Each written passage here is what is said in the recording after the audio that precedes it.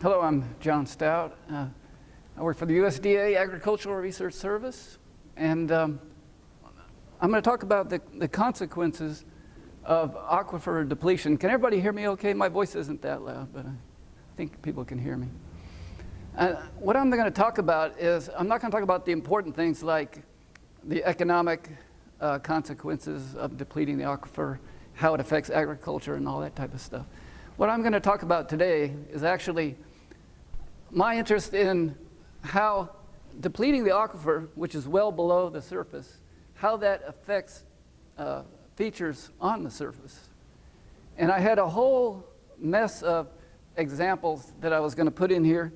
And I did my talk last night, and it was like twice as long as it should be, so I cut out like most of it. But I'm going to give you kind of just a couple of examples that are left into the talk here. Now, I always include this whenever I give a talk for those people who aren't from around here. This is the Llano Estacado. I had a student who actually created this map for me. She was a summer student, and she worked very hard. I have to give her credit. Her name was Benita Hodge. And it's gotten all over the place. I gave it to the people at Texas Tech. It's at West Texas A&M. Everybody is using this definition of the Llano Estacado. Now, this is also a map of the Ogallala Aquifer, or the High Plains Aquifer. And if you overlay these two, you'll see that there's a very good agreement between Benita's Llano Estacado map and the Ogallala. And it's just like there's like somebody's in bed and they got a blanket and the feet kind of sticking out the bottom there. Now, if you look at the distribution of Texas wells in the Ogallala, it's mainly in the Ogallala. As you can see, it's like a giant pincushion where we've been poking holes all over the Llano Estacado and off the cap rock. And if you look at if you just kind of look at this, you can see some really strange patterns. And it's partly because of different counties have different rules, and some places didn't join the High Plains Water District, and there's some history involved also. But if you look at the Texas Water Development Board website under groundwater section, they have this logo. And I looked at it the other day and I realized this is exactly what I wanted to illustrate as who is using the water in the Ogallala. We have rural communities and cities. We have industry, which is represented by the smokestack there. And then, of course, we have agriculture, which we have the cattle, we have the crops, and all that. So we have these three groups of people who are pulling water out of the aquifer. And of course, in this area, the aquifer is the Ogallala. A good example is Lamb County. It's supposed to be highlighted, but okay. That's Lamb County. In Lamb County, you have all three of these groups pulling water out of the aquifer. You have, in the Lamb County Sandhills area, you have the Tolk Station, which is a coal-powered power plant. And you have Plant X, which is a gas-powered plant. And so they're pulling water out of the Sandhills area. And the reason why they're located in the Sandhills area is because it has a very high saturated thickness in that area. And Broadhurst, at the time, who was the director of this area, suggested that they put these power plants in this area because of the water availability. And there's also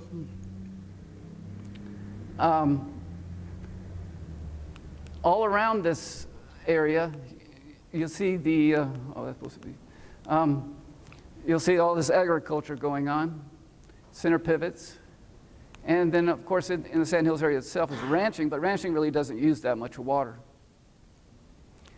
If you look at the wells in the Lamb County area, you also see this little cluster of strange little densely packed wells.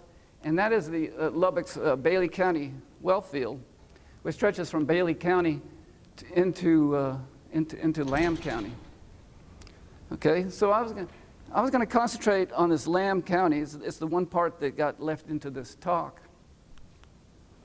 If you look at Lamb County and the number of wells that are drilled in Lamb County, this is like the history of the well drilling in this area.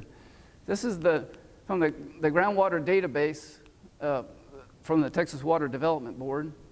And for each county, you can download the date at which all these wells were drilled. If you plot that, you'll see that in the 1900s to the 1910s, these are decades, there's only like one well drilled in the county. And then all of a sudden you have this increase and a big number of wells in the 1950s.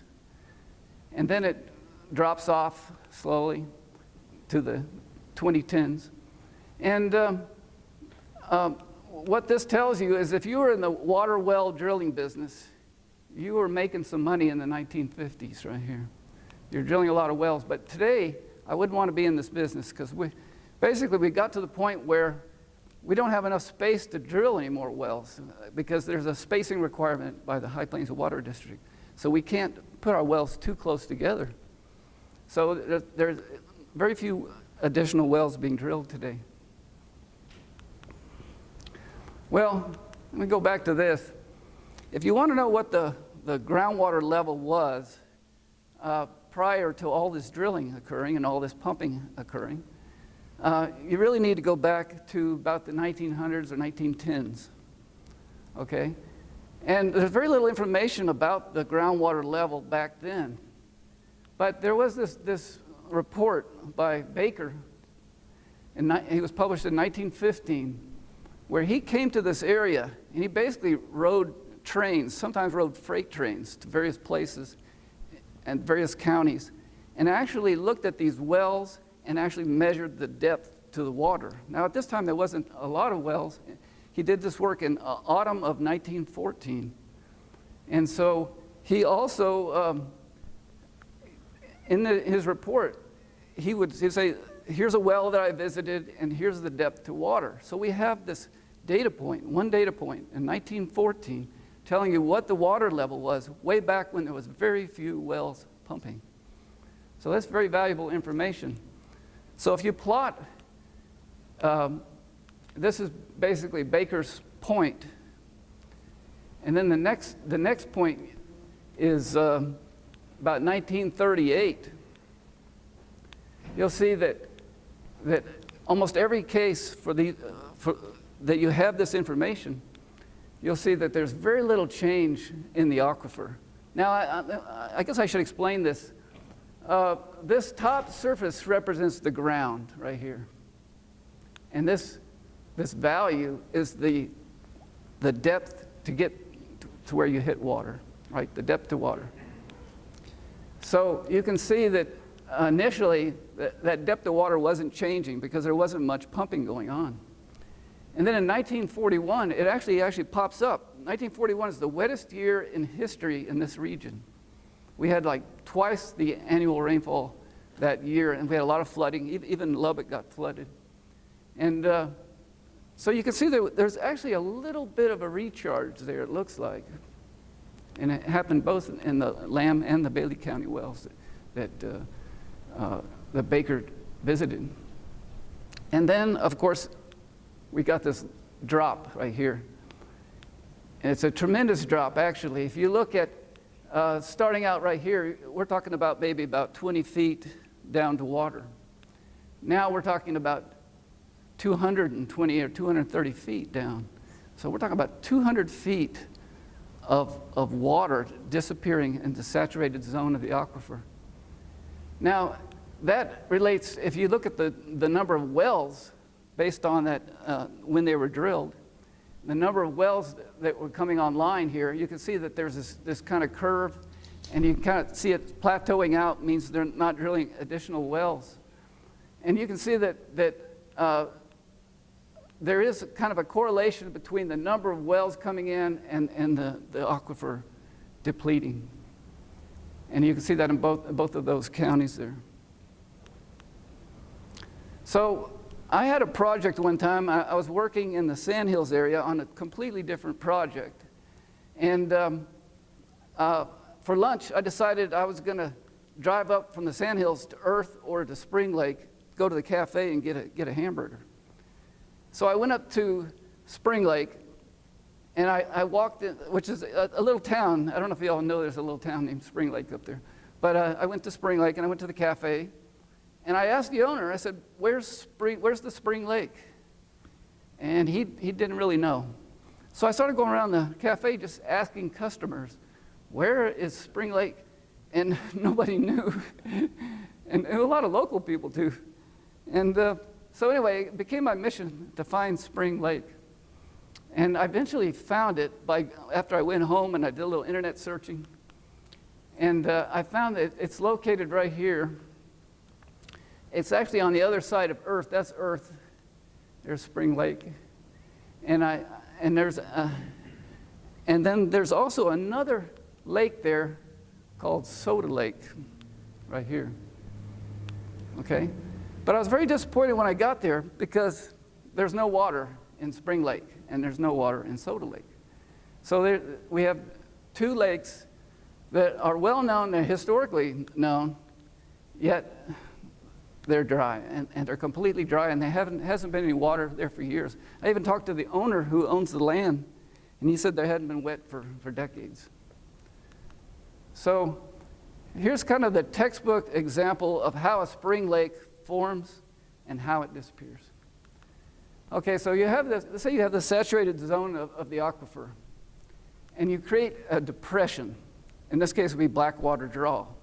Cuts a depression, and it goes into the saturated zone of the aquifer, okay? That's going to generate a spring discharging into this cavity. And it's going to keep going until this spring lake forms. Okay, once it gets to the point where this water level is equal to the lake level, there's no more flow into the lake. So you end up with this spring lake. Now, as it evaporates away, it's going to lower the water level, and more water is going to flow in from the springs. I've demonstrated here a little squirt coming up the bottom there. But so let's say you put in some wells. Okay, in this case we have windmills pumping them, and you start extracting the water from the aquifer. You draw down that water level, and if it drops below that depression, then your spring lake pretty well disappears. It evaporates away, and nothing can replace it because it's below it's above the aquifer. So that's kind of the explanation of what happened to Spring Lake. Now, I know that Spring Lake was a very historically important lake. There's a map from William Fletcher Cummins, who led a group of scientists around the Llano Estacado in the 1890s. And he created this map. And if you look at this map, you'll see up here, he's got labeled Spring Lake. There's not a lot of things on this map. So it must have been a very important feature because they found water there. Spring Lake, and then there's a salt lake right here, which I believe is a soda lake. Now, there's a lot of things on this map that are not quite right, the placement, but, 1890, what do you expect? And so anyway, so we got these two features.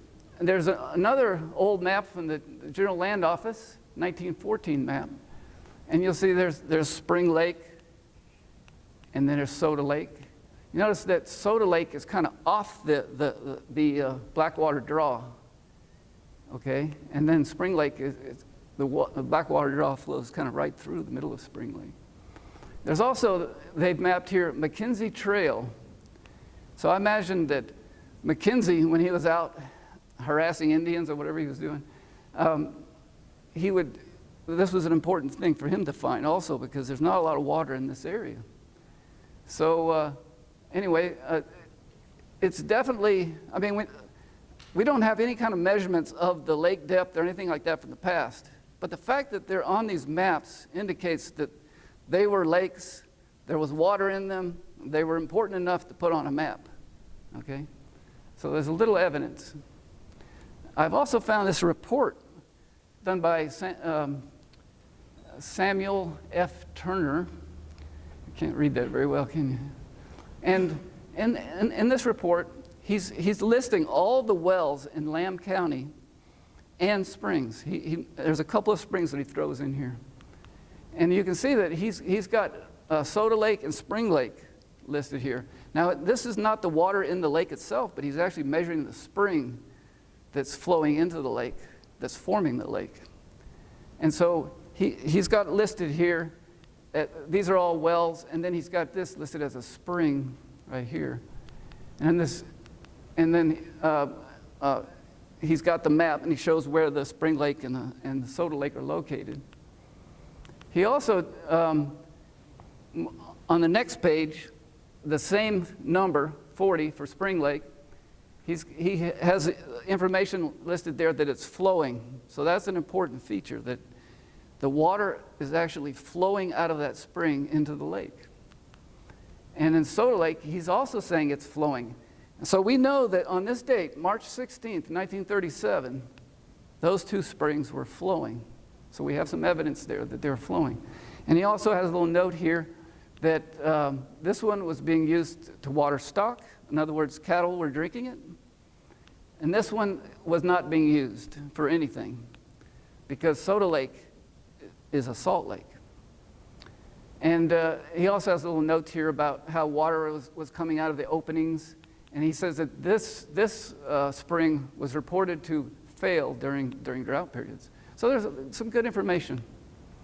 He also did an analysis of the water coming out of the springs. And you see that Spring Lake has a total dissolved solids, which is a measure of the salinity. That's fairly low. It's typical of the Ogallala Aquifer. If you have a well at your house, that's probably typically what the salinity would be. But Soda Lake is about 10 times saltier. So the spring coming out of Soda Lake was also very, very salty. And there's another report in 1952, and this guy, Burge Ireland, was a member of the Texas Board of Water Engineers back then. That's what they called it. And they did a chemical report about all the water sources in this area. And they actually took a sample from Soda Lake. And they found that it had, can you read that? 31,400, basically it's milligrams per liter or parts per million, which is almost approaching the salinity of the ocean. Okay, so it's pretty salty. And they also sampled Bull Lake, which is one of those 40 salt lakes that Stance was talking about. And you can see that Soda Lake was actually saltier than Bull Lake. And Bull Lake still exists today as a salt lake. So if you ever go down there, it's a beautiful white, crusted salt lake. So we've got this information. But when you go to Spring Lake today, and I visited recently and took this picture, you'll see that there's just grass. There's some trees. It's kind of disappointing to go to a place where it should have a beautiful spring lake, but it doesn't exist anymore. And if you go out to Soda Lake, you can see the Tolk Station, the coal-fired power plant there in the background. You'll also see a similar situation, grass, no lake. And if you could look at the aerial images of Soda Lake and Spring Lake, you'll see that you can see the fringes of where a lake used to be. And there's been some mining of the clay and all that. But, and then Spring Lake, there's a similar situation. You can see the borders of kind of where the lake used to be. But it's not there anymore. How am I doing on time? Okay. We're at 11:25. Okay, I think I'm going to put you right back on time. Okay, so the key points here. Soda Lake and Spring Lake, they both appear on some really old maps. showing that they were lakes, they had water, and of course, and the Turner's report says that the springs that were feeding, or these are spring-fed lakes, were actually flowing at this time. And we know the date that they were actually flowing in 1937. And from Burge Ireland's report, we know that Soda Lake was very salty compared to Spring Lake. Okay, and from the groundwater database, we know how many wells were being punched into the earth in Lamb County for each decade. And we know that the groundwater levels had dropped appreciably, in some cases 200 feet, as the number of wells increased. Okay, this eventually, the water level got this low. The depressions of these lakes is way up here. There's no way this water is going to get into that lake. So the lakes basically disappeared.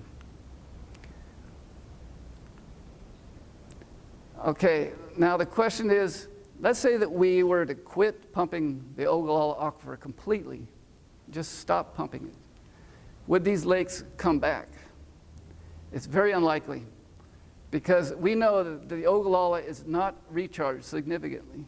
So if we were to stop pumping, if industry, the Lubbock, city of Lubbock, and the power plants all quit pumping, the lakes would never return. So we're going to have these historical markers located at lakes that are never going to come back. Now, it's true, and the landowner told me this. He said that if there's a really big rain, that they will get wet like a playa lake, but it won't last very long. But essentially, these lakes are our history. And that's all I've got.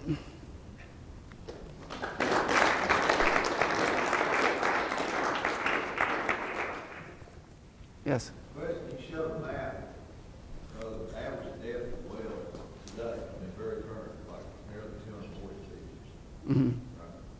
What's the average depth of the Oklahoma?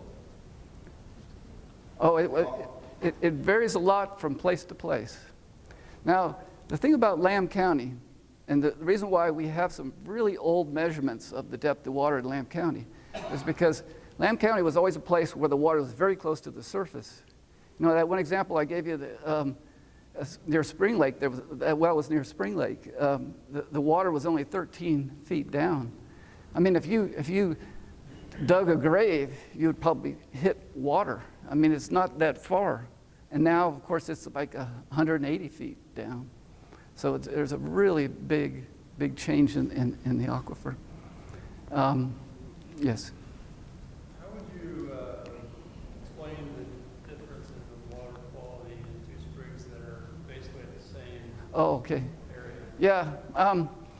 Well, the thing is, if you have a spring-fed lake, okay, and let's say that the salt lakes are spring-fed, like Stans was talking about at Tahoka Lake. You have groundwater coming in. Groundwater has dissolved minerals in the water, okay?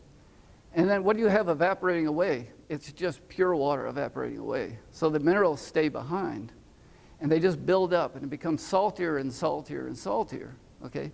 Now, if it's a closed basin, there's no place for that salt to go.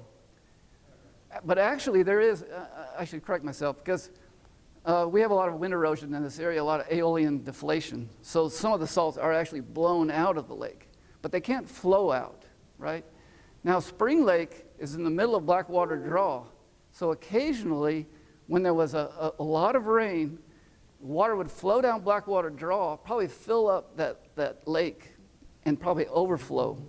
And it would sweep any salts that build up, it would sweep it away. But Soda Lake is off the course of the Blackwater Draw. So it never got that. It never was able to fill up and spill over and get rid of that salts. And so like some of the springs you were showing, Alex, and you know, they're feeding in there, but occasionally the water comes and sweeps away, or they just flow over, you know, a waterfall or something like that, and they flow on downstream. So you don't have this buildup of salt. So I think that's the main reason those two are different.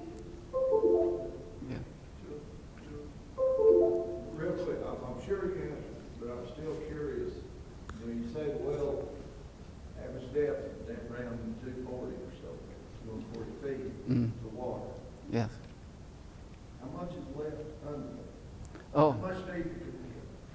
Well, that also depends on the location. I don't know exactly what the saturated thickness is of that well. I can't recall at the moment, but it's still being pumped. So that means that it's got to be up above 30 feet or so. But I'll have to look that up and find out for you.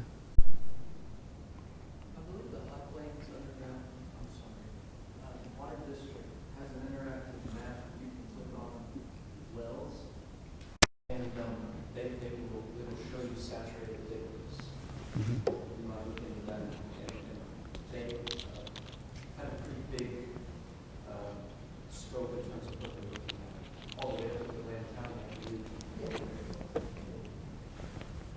Yeah. And in fact, they have a website where you can actually, there are little dots for each well, and you can click on those wells, and usually it'll tell you saturated thickness. And I think the new High Plains Water District has a really good, like a GIS type website now. You can click on it, it'll show you how the saturated thickness has changed over time, and how the depth of water has changed over time. And that may give you that kind of information. It also has, for certain wells, it'll give you some chemistry, in terms of the salinity and some other factors. Yeah, one more question? This is a really easy one, I think. So thanks for sharing your presentation, and especially the well change depth over time. Does that mean that the original wells don't work anymore, that they're going deeper? I just don't know how that works. Yeah, I was trying to avoid going through that, but some of these historic wells actually have the casing has just rusted out, and the whole things have just kind of caved in. But what the farmers typically do is that they would abandon that well, maybe plug it up, and then move over a little bit and drill another one.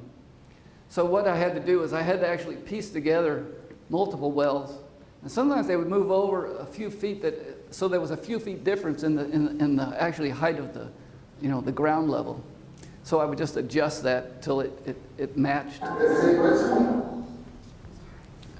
Oh, so I'm sorry. Say your question again.